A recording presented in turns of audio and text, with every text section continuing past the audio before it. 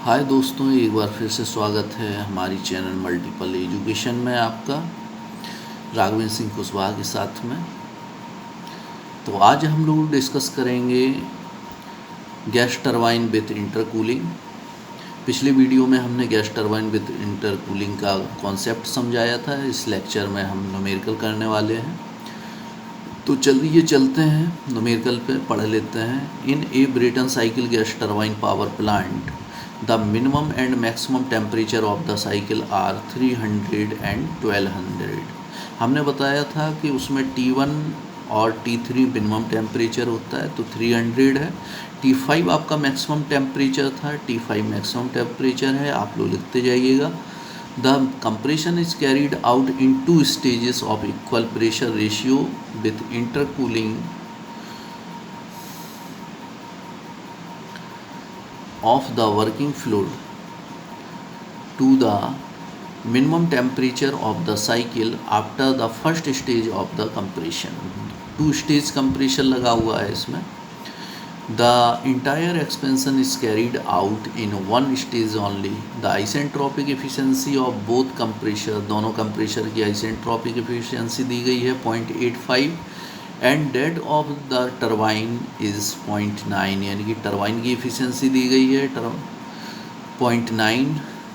Determine the overall pressure ratio that would give the maximum net work per kg working fluid. Take gamma equal to 1.4 CP/CV का ratio आपको दिया गया है। तो हम लोग देख लेते हैं इसमें इसकी साइकिल के ऊपर। ये आपका साइकिल का डायग्राम बना हुआ है और ये आपका जो है TS डायग्राम बना हुआ है। हमने बताया था आपको T1 इक्वल टू T3 आपका 300 दिया गया है, मैक्सिमम टेम्परेचर आपका T5 है, ये 1200 आपको दिया गया है। और कंप्रेशर का को ये 3 to 4 और 1 से 2 आपका शो कर रहा है। ये दोनों की इफ़िशेंसी आपको दी गई है। आइसेंट्रोपिक 0.85 और वर्क डन टरबाइन एफिशिएंसी 0.9 आपकी दी गई है। 5 to 6 से आपका टरबाइन वर्क।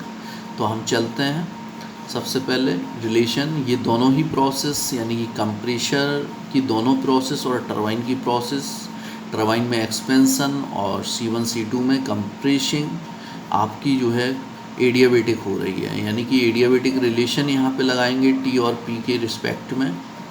तो T2/T1 इक्वल टू P2/P1 की पावर गामा -1 अपॉन गामा हो जाएगा। और RP के रिस्पेक्ट में हमारा गामा -1/2 गामा। यहाँ देखिए हमने ऑलरेडी ये रिलेशन यहाँ पे लिख के रखे हैं।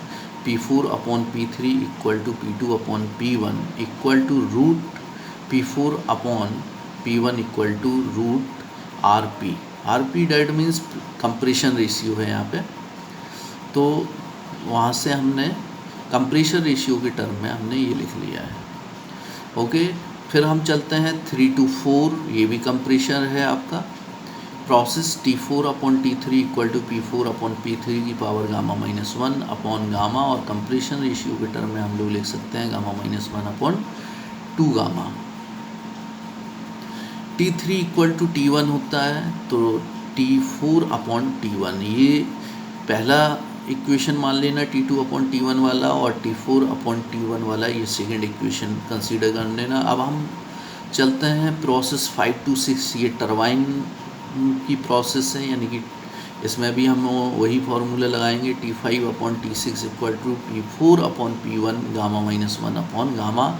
यहाँ से T6 की वैल्यू हम लोग फाइंड आउट कर लेंगे, T5/RP की पावर गामा -1 अपॉन गामा आपको मिल जाएगा।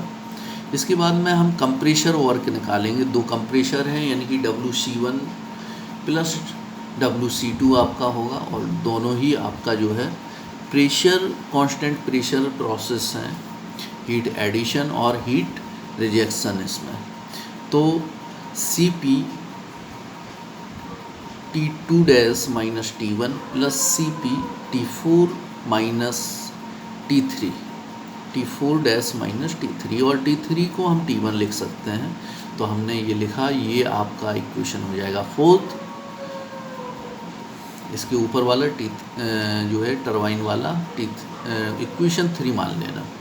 आइसेंट्रोपिक एफिशिएंसी हमको दी गई है। आइसेंट्रोपिक एफिशिएंसी इक्वल टू होता है आपका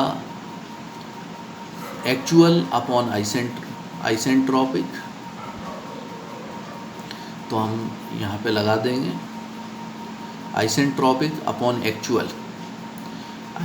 आइसेंट्रोपिक एफिशिएंसी यानी कि आइसेंट्रोपिक अपॉन एक्चुअल, तो यहाँ पे लगाएंगे T2 minus T1 upon T2 dash minus T1 equal to T4 minus T3 upon T4 dash minus T3, यहाँ पे दिख रहा होगा।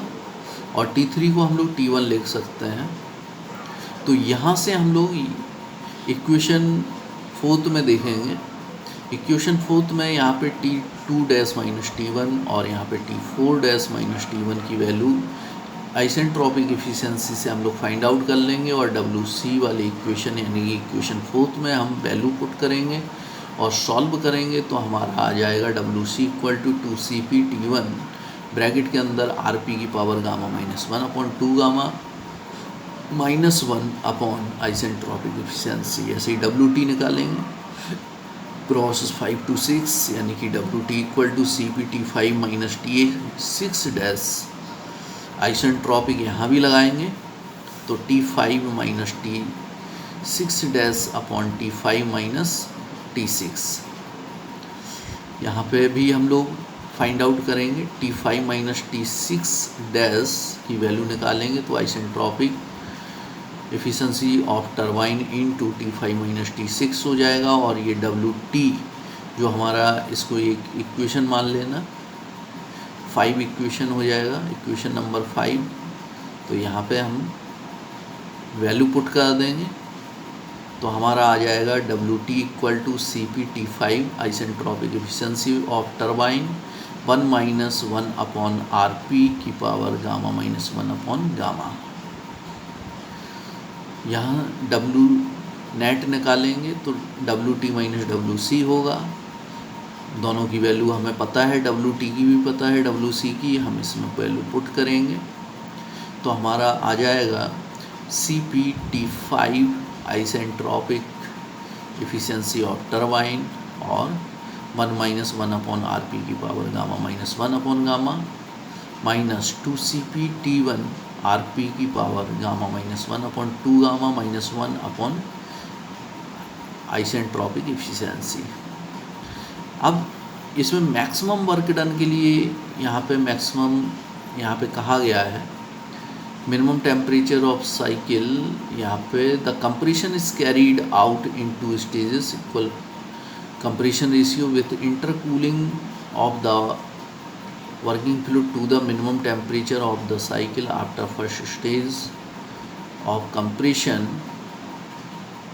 और यहाँ पे प्रेशर रेशियो जो कि फाइंड आउट करना मैक्सिमम नेट वर्क डन के लिए। देखो यहाँ पे लास्ट लाइन देखो, pressure ratio debt would give the maximum. तो मैक्सिमम की कंडीशन कब मालूम पड़ती है हमें? प्रेशर रेशियो को जो भी फाइंड आउट करना है आपको यहाँ पे। तो मैक्सिमम की कंडीशन जब हम उसको डिफ्रेंशिएट करते हैं विथ रिस्पेक्ट टू जिसके के रिस्पेक्ट में आपको फाइंड आउट करना है, यानी कि W का हमें डिफ्रेंशिएट करना पड़ेगा प्रेशर रेशियो यानी कि RP के टर्म में और इक्वेट टू 0 करना पड़ेगा। तो यहाँ पे हमने जो हमारा इक्वेशन ये मिल रहा था नेट वर्क डन का, उसको डिफ्रेंशिएट करेंगे with respect to compression ratio RP के टर्म में और इक्वेट करेंगे हम 0 से। तो हम करने के बाद में उसको सॉल्व करेंगे तो हमारा जो फाइनल RP ऑप्टिमम वैल्यू आएगी RP की, वो आएगी T1 अपॉन T5